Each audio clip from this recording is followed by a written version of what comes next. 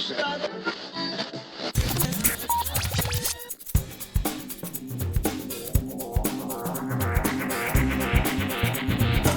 it's amazing to have you with us at Comic-Con. Can you talk about what it's like for you to be part of this world and to be at this event meeting all these wonderful people?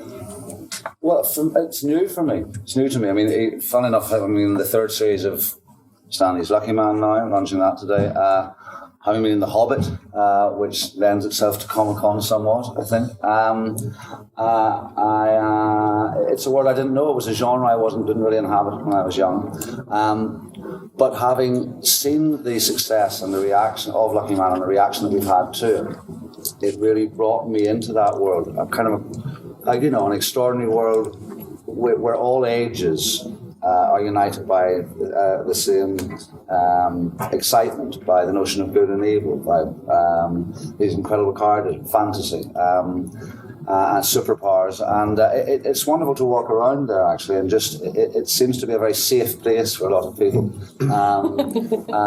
in a really incredible way. I mean, it's a world that, as I say, that I've really warmed to because of my involvement with Lucky Man, and for that alone, I'm grateful for it. It's fantastically exciting to be here. Yeah, doing a TV show, you don't normally get to see the fans. Well, you don't get to see the fans up close. So to be able to be... This is why we do it. Yeah, to be able to involve in something where you get invited along to this and get to see everybody, and everyone's very excited and overly excited at some point. It's great to just experience the atmosphere and see what the show means. But it's also wonderful seeing kids, not even kids, as I say, of all ages, but even the really young ones out there, kind of pointing as if they're seeing the real characters. Well, that's the real one. It's magical. I happened to watch Graham Norton last night, and Chris Pratt was talking about in Jurassic, and his son had been to some either Jurassic or the only does Guardians of the Galaxy, and his son had gone to some kind of event like this, and there was a guy dressed up all day as his character, and the son came back and said to Chris Pratt, "Oh, I saw the real one today, Dad." Yeah, sounds about right. What's been your best fan reaction so far, or interaction? Well, I've got the bracelet on today.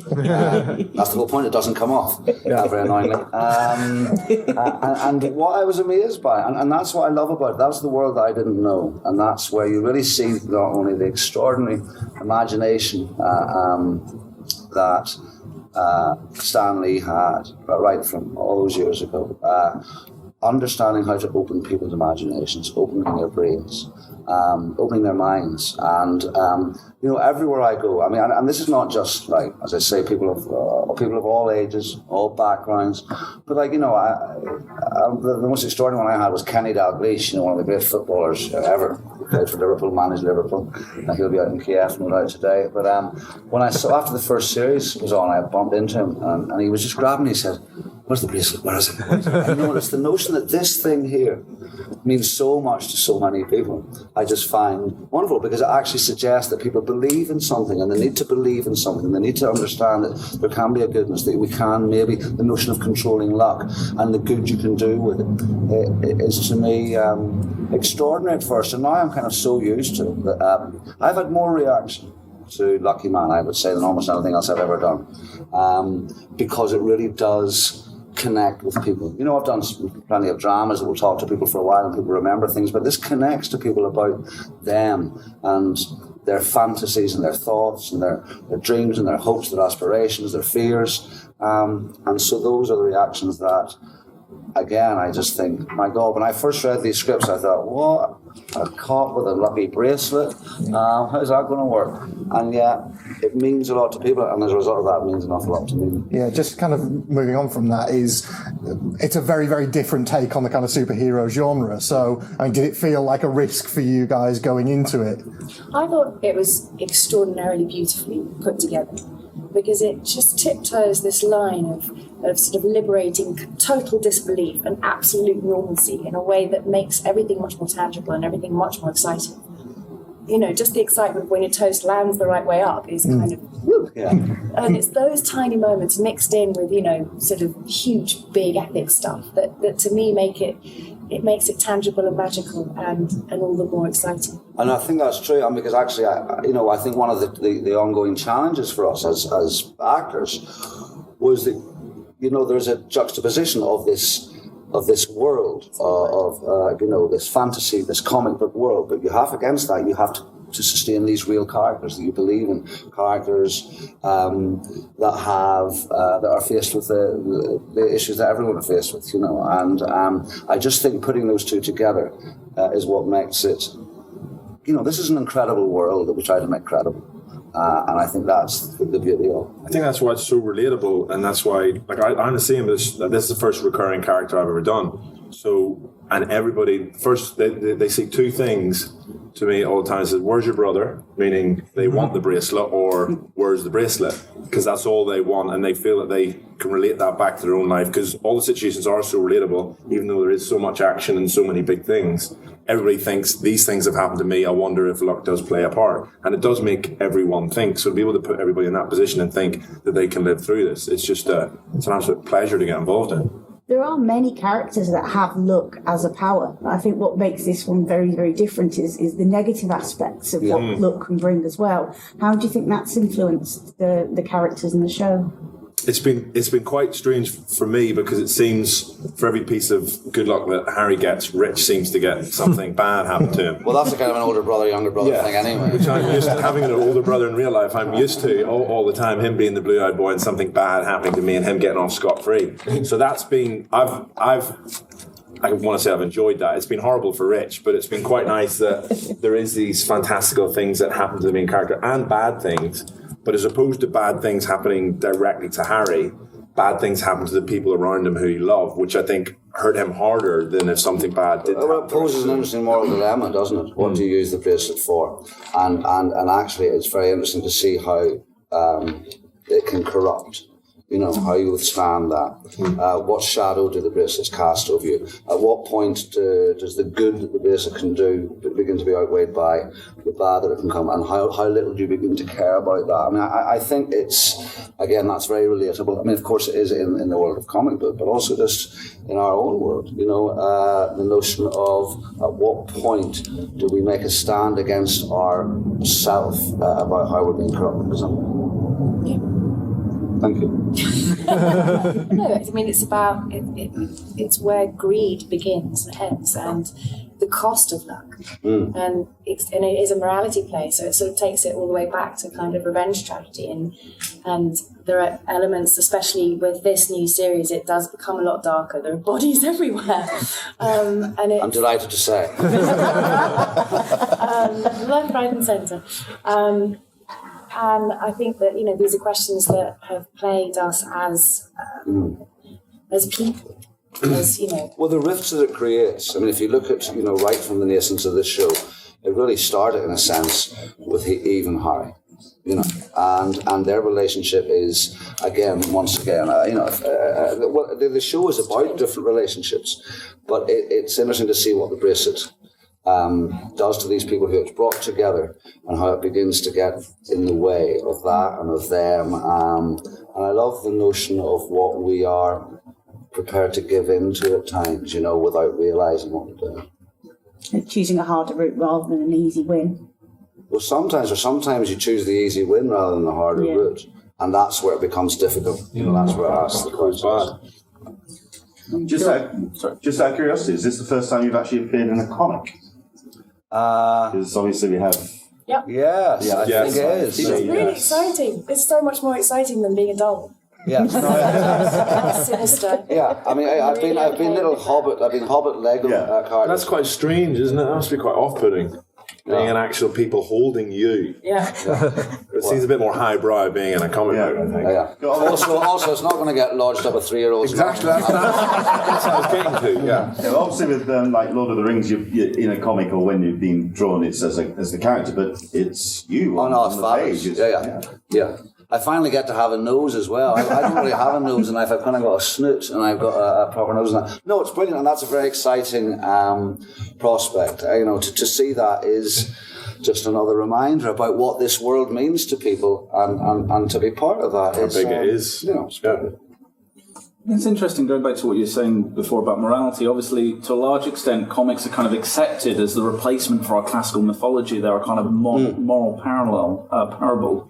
I'm curious, do you think that we're at an exciting time to the extent that we're now getting more complex in those stories? It's not just about black and white, good and evil. We're getting much more nuanced storytelling and dealing with a lot of real-world themes. Well, I think that's what's interesting to me. I mean, what you're talking about there, when you describe the difference between sort of black and white morality and nuanced kind of grey areas, that would be the difference between childhood and adulthood. And it's trying to explain the difference between why we, put up with certain things and live in a certain way because we have to compromise as adults. And that's why I love, that Harry is an adult and he's suddenly thrown into kind of being given these black and white decisions and negotiating this very grey world. And every single little choice he makes has huge moral implications. And that's kind of the beauty of it, these massive ripples that happen as a result of every decision he makes. And also, I think you'll find in this series that, as I say, we have, in series 2 is much more kind of episodic in a sense, a bit more procedural. This is very much one story. I mean, right from the opening frame, when Eve is in trouble and is framed for a murder, scones to Hong Kong, Harry sent ostensibly to bring her back, but yet to try and rescue her once he gets there. He's also framed for the same murder. And they come across this our greatest arch nemesis, in Blake, played by Rupert Penry-Jones. But through the story, even though it's very clear that in many ways he's the embodiment of evil, you cannot help but if he does pose questions, and honest will think he's got a point there. I mean, maybe his path is the right path. And so, convincing. Yeah, convincing, sophisticated, dedicated. And I think that is an extension of the notion of just black and white. I mean, I think you begin to ask who is on the right side here, The filming schedule, was it ever stressful? As you said, this year moving into a sort of different sort of art that's spread out. Have you got any idea how interesting it is filming in real locations? Yeah. The most stressful thing for me was finding out that I didn't get to go to Hong Kong. Everyone else got to go to Hong Kong. How was Hong Kong, guys? Yeah. That's all you heard. No bitterness. I mean, I think, I certainly think this series, very deliberately, Richard, our exec, who's here, I mean, because we were very keen to bring it back, and but we certainly wanted to give more of a nod to the comic book style, visually, in terms of the story, in terms of the way we tell the stories, and to start in Hong Kong. I think if anything was going to show you Carnival and Sky One's commitment to making the show bigger, bolder and more ambitious, it was the very fact that we went there. It's a city that lends itself, just the very palette of the city, the noise, the vibrancy, the scope of it, the marriage of the very ancient with the incredible modern, worked incredibly well. And as Sienna touched on, we were filming in real locations. They're not going to fly to Hong Kong unless they're making good use of the bloody place. And that to be able to film in the night markets, a lot of the time with people not knowing, just that cacophony of noise. The stunts, the running, to be filming in sampans and floating restaurants. This is an ambitious show, and we treated the subject, the very subject that people here are so fascinated about in all the different stories that are being told here today. You've got to treat these stories, these subjects seriously, these worlds seriously, but also people them with real characters, with real issues, real dilemmas. I think Hong Kong really lent itself to that. Now, it was brutal.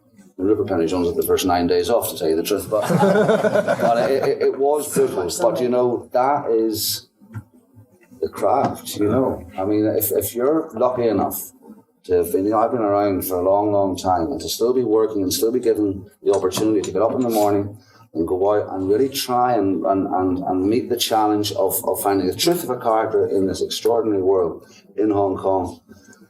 In the world's hottest taxi. Then I think it's a show that we're very prepared to submit to. Do you have a favourite moment from the first 2 seasons? Obviously, you can't say anything about the third one yet. So. God, there's so many. I mean, for me, probably it was, I got to, and it looked so bloody convincing. I think people thought it was CGI, but when I was, riding a speedboat at a great pace through the Thames Bar at 4:00 in the morning, was I entirely in control of it? Not entirely, but it was very. I mean, that was exciting. But there was so much, and also it was the fact that London. You know, I moved to London in 1985. I've been here 33 years, and I probably saw more of London filming Lucky Man than I have in the 33 years I've been here, because it's such an important character to the show, and it really brought London alive. I mean, I think that was just the fact that you could be. Filming the city one day, St Paul's and the Thames, but just everywhere. It really felt like a character, and I think that's what Hong Kong brings so brilliantly to this season, is that it becomes another character of the show. It kind of swallows the characters and the stories up, and we get lost in it, and that then creates the world. But also, it broadens the world of the story, because we begin to understand kind of where the bracelet comes from, the origins of this bracelet, how this thing came into being, how it's affected people kind of all the way through, and how we are in this place now, which I thought was really beautiful, kind of just broadening the world a bit and seeing the outreach and the effects and the kind of... Absolutely. Because, of course, that's what it's about. It is ultimately about this, and that's what people are fascinated by. And we do, particularly Eve's quest to go back there is to return this to the... She's had enough. She's like, I'm not doing it anymore. And go back to Hong Kong, and she wants to give the bracelet back. Give the bracelet back to the Temple of the Forge, where it was forged back in... the olden days.